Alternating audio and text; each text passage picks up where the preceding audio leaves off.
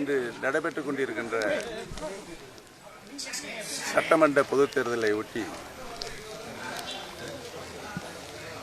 அனைத்து மக்களும் பொதுமக்களும் மதசார்பற்ற முற்போக்கு கூட்டணியின் ஒரு மகத்தான வெற்றியை உறுதியாக பெறும் என்ற நிலை இன்றைக்கு உருவாகியிருக்கிறது. கடந்த 5 ஆண்டு காலம் ஒரு சிறப்பான ஆட்சியை நாட்டு மக்களுக்கு மாண்புமிகு முதலமைச்சரை அவர்கள் தந்ததின் அடிப்படையில் அனைத்து மக்களும் மீண்டும் மதசார்பற்ற கூட்டணி வெற்றி பெறும் என்பதை உறுதி செய்திருக்கிறார்கள். தமிழகத்தினுடைய முதலமைச்சராக மீண்டும் 2ஆம் முறையாக மாண்புமிகு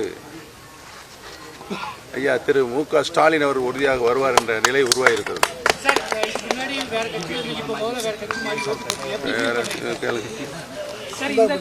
ஏற்கனவே நீ கேட்ட பதில் சொல்லிட்டேன்.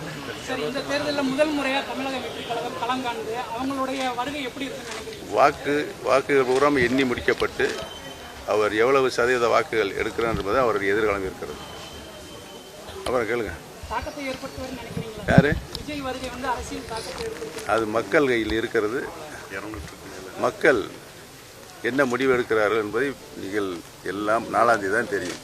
ஆனால் உறுதியாக மதசார்பற்ற முற்போக்கு கூட்டணி 200க்கும் மேற்பட்ட இடங்களில் உறுதியாக வெற்றி பெறும் என்பதை தெரிவித்துள்ளது.